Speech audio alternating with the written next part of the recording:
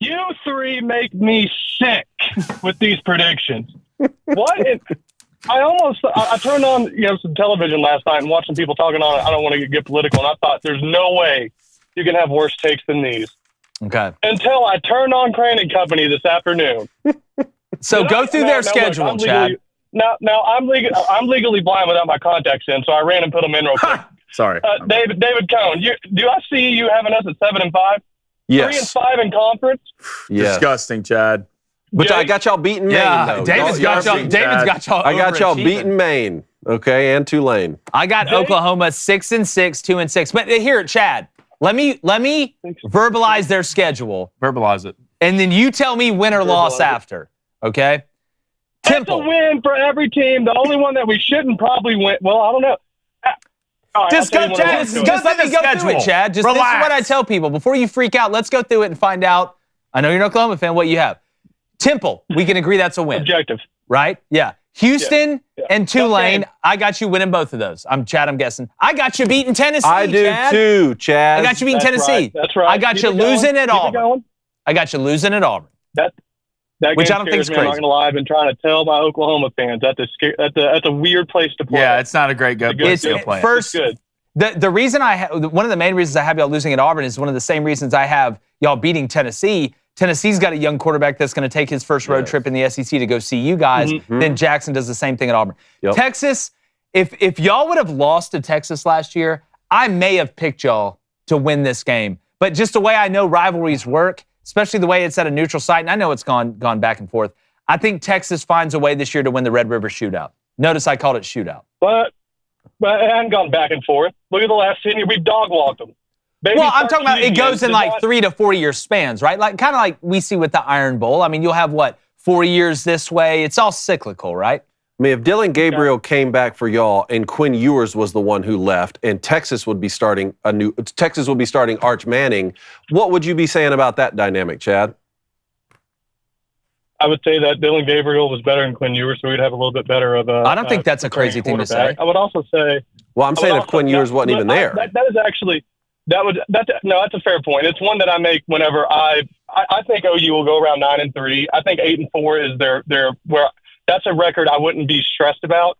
I've always believed 2025 is the year I'll judge Venables. I agree with that, Chad. We are in 100% agreement on that. So hold on, keep going here. So if they lose to Texas, that's 4-2. Then they get South Carolina. I got you winning it. I do too. So that's 5-2. Then going to Ole Miss, which I got Ole Miss playing in the SEC championship game, Chad, which I don't think is a crazy thing either. Y'all are coming in the year where Ole Miss has probably got their best team they've ever had. And you're on the road.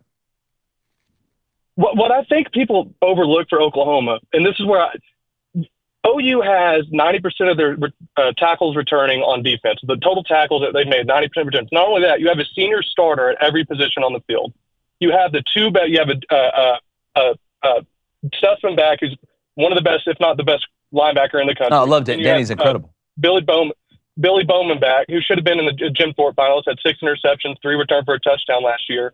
And then you have seniors at every other position that have had experience in the defense. And it just seems like that's all just in a wash. And every benefit of the doubt has gone against Well, Chad, I don't think anybody's accusing you guys, especially of having Brent Venables, of being bad on defense. Nobody has ever said Oklahoma's going to be bad on defense. What I'm worried about is a 3-phase sport. So that offensive line, I know they're not all freshmen coming in and starting. I know they're transfer guys. They haven't played together. You got a brand new quarterback. As much as you return on defense, you don't on offense, an important position. So I think the defense is one of the reasons y'all are going to beat Tennessee. I think the defense is one of the reasons that I have y'all going to dog walk South Carolina up there. When I look at Ole Miss, I look at Missouri, which if there's a game on here that I have y'all losing, that I feel like would be one of the easiest to turn around, I think it's that Missouri game because I don't know how good they're going to be up front on the defensive line, especially losing Darius Smith. But then playing Bama, I don't think I actually, the first time I went through it, had Bama losing to y'all and Bama going 9-3. I ended up changing my mind because I think that game's going to be unbelievably tight and unbelievably close. And then finishing the year at LSU, man, it's those last 4 out of those last 5. If you bring back all that production on defense, I mean, what did y'all finish ranked defense last year, statistically? Man, you're always stuck in the past. See, that's your problem. You're young and you just don't know. You're the one who said how many people you bring back. Production from last year. That production last year was mediocre. If they get a little bit better, you're not going to automatically fix your defense. You're ranked 80th in overall defense. That's funny, Blaine, that you talk about that. I remember someone saying LSU was going to, or USC would make the playoff last year because they brought back all those people and were going to get a little bit better on defense. Did you say USC or LSU? No, I know. USC.